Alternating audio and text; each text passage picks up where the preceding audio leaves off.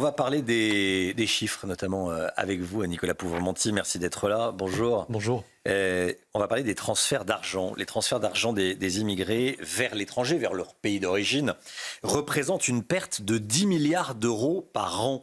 Et c'est une perte forcément pour l'économie française. Il y a une baisse de PIB. Si on pouvait les dépenser, ces 10 milliards en France, ça serait mieux. Comment est-ce que vous êtes arrivé à ce chiffre et pourquoi avoir travaillé sur ce sujet ? Écoutez, il nous a semblé que cette question des transferts d'argent des immigrés, c'était en quelque sorte l'un des angles morts du bilan économique de l'immigration, parce que, vous l'avez dit justement, pour le pays de départ de ces transferts, c'est-à-dire en l'occurrence la France, ces transferts sont une perte sèche, une perte nette. C'est moins de consommation, c'est moins d'épargne, c'est moins d'investissement. Et donc on s'est effectivement intéressé aux détails des données disponibles, qui sont notamment issues de la Banque mondiale. La Banque mondiale qui trace au niveau planétaire les échanges liés notamment à ces transferts d'argent des immigrés.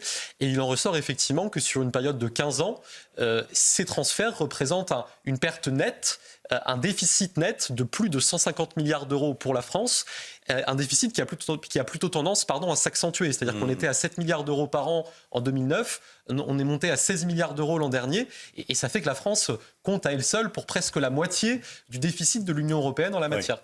C'est une population qui bénéficie de la solidarité nationale, oui, qui touche des aides sociales et une partie de l'argent repart dans le pays d'origine, c'est ça ? Est-ce qu'on peut dire ça ? C'est-à-dire que c'est une vérité. Les transferts financiers des immigrés, c'est une sorte d'entonnoir. Et dans la partie la plus large de l'entonnoir, il y a effectivement toutes les sources de revenus des immigrés en France, qui peuvent être des revenus du travail, qui peuvent aussi être des revenus issus des prestations sociales. On sait qu'en moyenne, les immigrés en France, quand on met de côté les prestations de retraite et même les prestations de chômage, qui sont la contrepartie d'une cotisation, ces immigrés perçoivent 2 fois plus de prestations sociales, un montant de prestations sociales 2 fois plus important les aides non contributives. Que les personnes sans assurance migratoire. C'est essentiellement les aides non contributives, les allocations familiales, les prestations d'aide au logement, etc. Donc revenus du travail, prestations sociales, et aussi pour tout ce qui relève des transferts financiers non officiels, qui sont très importants vers certains pays, notamment vers l'Algérie, des ressources qui peuvent être issues d'activités illicites, par exemple le trafic de stupéfiants. Ah oui. Alors, vers quel pays majoritairement sont fléchés ces milliards ? Alors, dans le cas français, ce déficit, il est à plus de 50% lié à des transferts vers l'Afrique. Dans ces 50%, l'Afrique du Nord compte pour la part essentielle, parce que c'est aussi les pays d'origine principaux des immigrés en France. La part du PIB dans les pays de réception, c'est l'Afrique subsaharienne, dans laquelle ces transferts issus de la France jouent un rôle le plus important, mais avec là aussi des angles morts. C'est-à-dire que quand on regarde les données de la Banque mondiale, on se rend compte que les transferts financiers de la France vers le Maroc, c'est environ 12 milliards d'euros par an, et l'Algérie, ça ne serait que 1,8 milliard. Clairement, il y a un problème. Et ce problème vient du fait, nous dit un rapport parlementaire en début d'année, que les transferts vers l'Algérie sont en réalité sans doute 4 fois plus élevés que les montants officiels. Et donc en vérité, toutes les sommes qu'on vient d'évoquer, 16 milliards d'euros de transferts financiers l'an dernier, 150 milliards sur 15 ans, ce sont des sommes qui sont clairement sous-estimées parce qu'il existe un marché parallèle des transferts financiers qui échappe à tout contrôle et à tout enregistrement. Ouais. On pourrait réduire ce phénomène et j'allais dire garder ces milliards pour qu'ils soient dépensés en France ? Ça devrait être en tout cas un objectif de politique publique, parce que j'y reviens, pour le pays d'où partent ces transferts, c'est une perte sèche. On peut le faire de différentes façons. D'abord en luttant de manière policière et administrative contre les réseaux de transferts occultes. On sait que, notamment vers l'Algérie, il y a un système dit de Hawala, qui est un système par intermédiaire avec des lieux très identifiés à Paris, à Marseille, etc. Donc on peut agir dès maintenant. Avec de l'argent liquide ? Avec de l'argent liquide. On confie de l'argent liquide à un intermédiaire en France. Un autre intermédiaire en Algérie va remettre de l'argent à la personne de destination. Au niveau européen, il y a beaucoup de choses à faire, parce que le vrai problème, c'est que le principe de libre circulation des capitaux, il est très protégé au niveau européen. Oui. On pourrait envisager que demain, l'Union européenne, comme les États-Unis l'ont fait récemment, mette en place une taxe sur ces transferts financiers. On pourrait aussi envisager que l'Union européenne se décide à conditionner ces transferts financiers à la bonne coopération des pays de réception dans la réadmission de leurs ressortissants. Mais plus fondamentalement, si on veut réduire ces transferts financiers qui sont corrélés aux flux migratoires, eh bien, il faut réduire les flux migratoires en provenance des pays qui sont les principaux pays de destination de ces transferts financiers. Dans le cas de la France, ce sont essentiellement les pays africains. Oui. Je voulais vous entendre également sur France Terre d'Asile.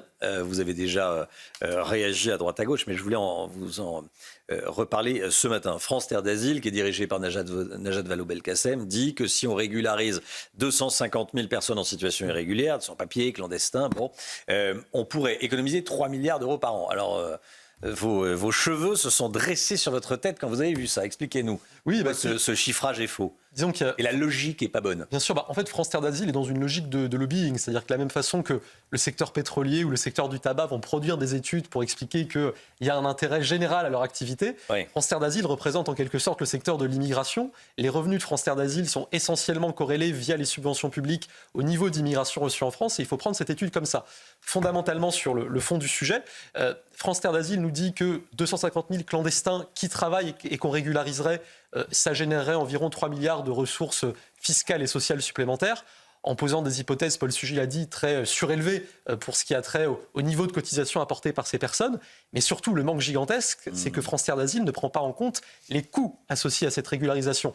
Et ces coûts, ils sont nombreux parce que être régularisé, c'est avoir accès aux prestations sociales. Paul l'a dit aussi, c'est être en mesure de faire venir du pays d'origine son épouse, ses enfants, qui eux sont des consommateurs nets de dépenses sociales. Et puis c'est aussi générer un appel d'air qui est évident.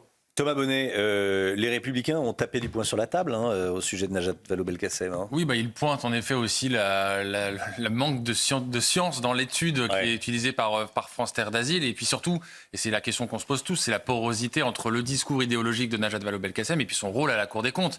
Est-ce qu'à la Cour des comptes, elle va s'employer de la même manière pour essayer de démontrer, alors elle aura du mal, mais en tout cas essayer d'influer sur les travaux de la Cour des comptes pour aller dans les hypothèses qu'elle émet en tant que présidente de France Terre d'Asile. Il y a un mélange des genres, en fait. Oui.